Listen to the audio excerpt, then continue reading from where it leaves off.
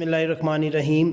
अस्सलाम वालेकुम students and friends, मैं हूं अमजद हमीद और आप देख रहे हैं आपका अपना educational channel the Deka skills. Last video में हमने देखा था कि 10th क्लास का जो इंग्लिश का पेपर है उसमें जो जितने क्वेश्चन हैं और उनकी जो मेन हेडिंग्स हैं उनको हमने ड्रॉ किया था और मैंने उसमें बता दिया था कि मेन हेडिंग्स को कलेक्ट करने का और यहाँ पे पेश करने का मकसद क्या है। मैं रिवाइज़ कर देता हूँ। इन हेडिंग्स को एक जगह पर या एक ही पेपर में लिख के देने का मकसद ये है कि कोई भी स्टूडेंट जो कि बहुत ज़्यादा उसको नहीं अच्छा लिखना आता, तो ऐसा स्टूडेंट जो है यही जो 15-20 के लगभग हेडिंग्स हैं इन्हें 2-3 वीक प्रैक्टिस करता रहे तो वो अपनी प्रेजेंटेशन बहुत बेहतर कर सकता है। तो इसलिए ये एक काविश की गई है। तो ये उसी वीडियो का एक तसलसल है, ये उसका पार्ट 2 है, जिसमें जैसे कि आप फ्रंट पे देख रहे हैं उर्दू पेपर दहम की तमाम अहम सुर्खियाँ। तो हम देखेंगे कि इसके अंदर कितने क्वेश्चन हैं और हर क्वेश्चन के मार्क्स भी मैं मेंशन कर दूंगा। इसके अलावा इस क्वेश्चन के अंदर क्या पूछा जाएगा, क्या हमने करना है, और उनकी हेडिंग्स जो हैं वो मैंने आज पहले से लिख दी हैं ताकि टाइम को कुछ सेव किया जा सके।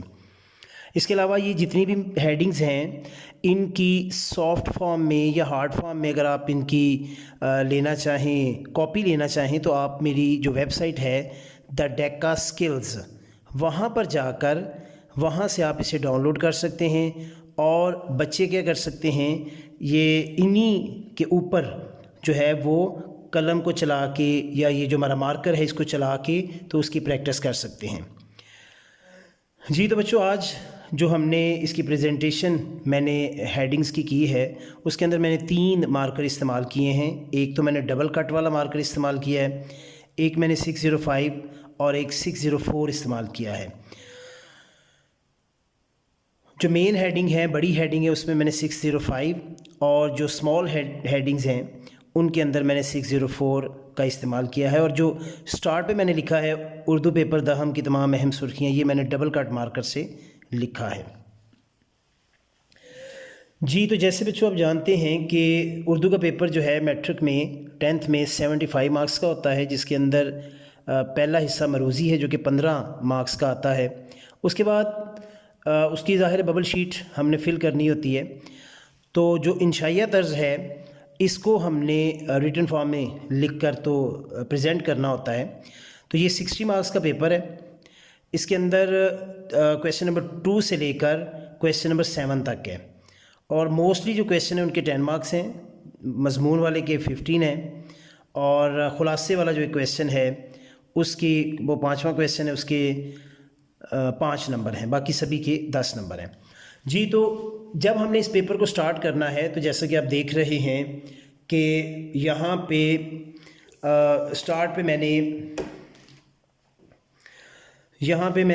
फ़र्स्ट ऑफ़ ऑल इंशाइया तर्ज और हिस्सा अव्वल है। उसके बाद क्वेश्चन नंबर 2 है और ये क्वेश्चन नंबर 2 है, इसके अंदर अशार की तशरीह होती है। हिस्सा नज़म एक है जिसमें से 4 में से 3 अशार इसमें से करने होते हैं और जब नज़म का हमने करना है, उसकी तशरीह वगैरह करनी है, तो उसके कुछ सबसे पहले हमने हवाला शेर यानी जिस शेर की तशरीह कर रहे हैं, उसके बाद फिर थोड़ी सी मैंने जगह छोड़ी है, शायर का नाम, नज़म का नाम, ठीक है, ये हम यहाँ पे लिखेंगे, ठीक है। उसके बाद आ जाता है मफ़हूम लिखने के बाद 1-2 लाइनों के अंदर आपने मफ़हूम तहरीर करना है, ठीक है, सेंटर लाइन कर लीजिएगा। और ये यहाँ पर आप इबारतें देख रहे हैं ये मैंने 604 से लिखा है। इसके बाद है जी उसकी तशरीह है, तशरीह 2, 4, 5, 6 लाइनों में जितनी भी हो वो आपने करनी है। एक चीज़ याद रखिएगा कि क्वेश्चन के अंदर आता है कि मुख्तसर तशरीह करें, तो ये इस चीज़ को ज़हन में रखना है कि ये ना हो कि बहुत लंबी चौड़ी लिखें, जितनी ज़रूरत हो उसके मुताबिक करें। तो ये हमारा क्वेश्चन नंबर 2 जो है उसका पहला पार्ट जो है, जो हिस्सा नज़म से है, उसमें हमने 3 अशार जो हैं उनकी इसी तरह से हमने तशरीह, मफ़हूम और तशरीह करना है, हवाला भी दे के। उसके बाद हमारा इसका जो बे हिस्सा आता है या इसका सेकंड पार्ट जो है उसके अंदर आता है हिस्सा गज़ल। अब यहाँ पर आप देख सकते हैं कि गज़ल के अंदर क्या होगा कि 3 अशार आएंगे, उसमें से 2 करने हैं। तो हवाला शेर हमने पहले तो लिखेंगे किसकी, हमने ये मफ़हूम और तशरीह लिखनी है, फिर शायर का नाम क्या है, फिर उसमें देखेंगे सिन्फ़ अदब क्या है, ये भी हमने मेंशन करना है। उसके बाद हम उस शेर का मफ़हूम और तशरीह जो है ये बयान करेंगे। तो ये 5 नंबर का ये और 5 नंबर का वो है। तो इसको प्रेजेंट करने के लिए हम इस पैटर्न को फॉलो करेंगे। इसके बाद जब ये क्वेश्चन मुकम्मल हो जाए तो हम इसके बाद एक लाइन लगा देंगे। इवन ये वाले जब एक पूरा क्वेश्चन हो जाए तो अब यहाँ से लेकर यहाँ तक मुकम्मल लाइन लगा सकते हैं। इसके बाद है ये हिस्सा दो में क्वेश्चन सवाल नंबर 3 है। और यहाँ एक चीज़ देखिएगा कि मैंने सभी ये सेंट्रलाइज्ड किए हैं कि सेंटर में एक जैसे, यहाँ से भी फासला देखें, यहाँ से भी, इस चीज़ का भी ख्याल रखना है। ये भी चीज़ प्रेजेंटेशन को खूबसूरत बनाती है। और एक चीज़ ये भी है कि हर जो है वो मोटा मोटा नहीं लिखना हमने।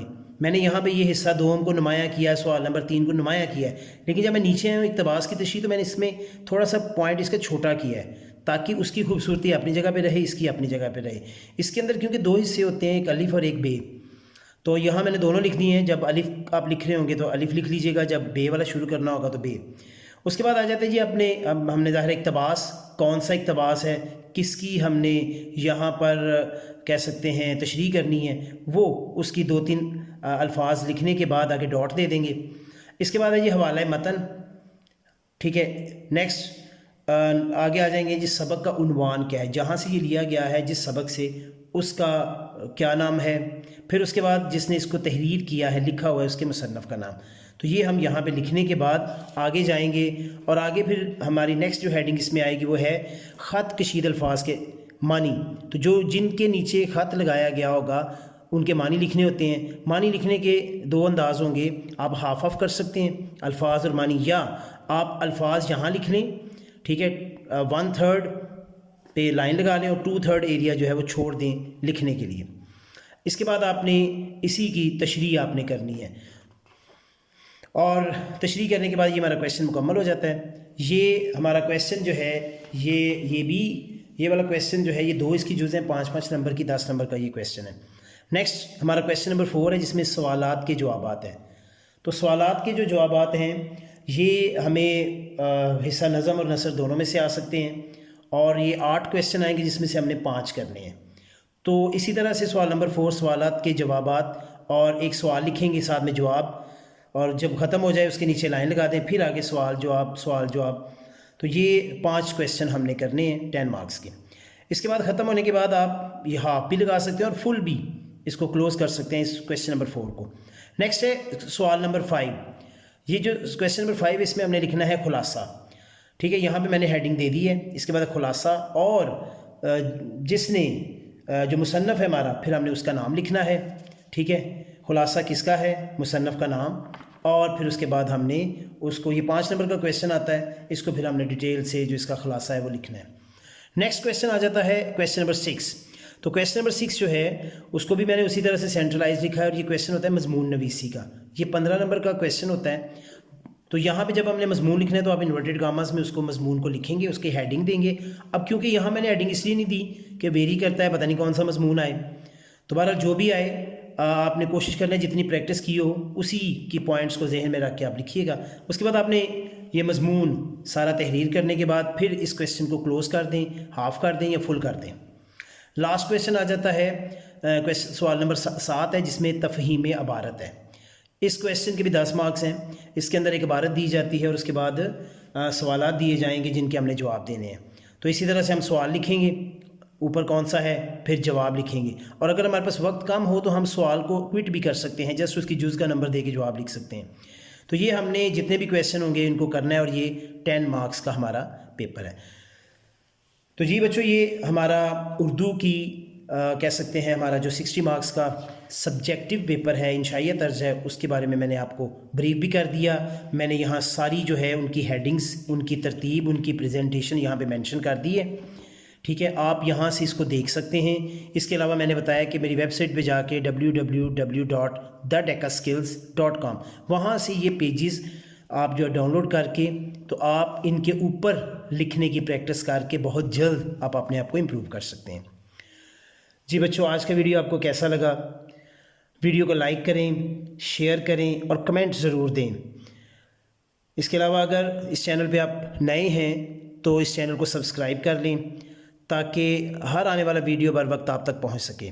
अपना बहुत ख्याल रखिएगा, मुझे दुआओं में याद रखिएगा। अल्लाह हाफिज़।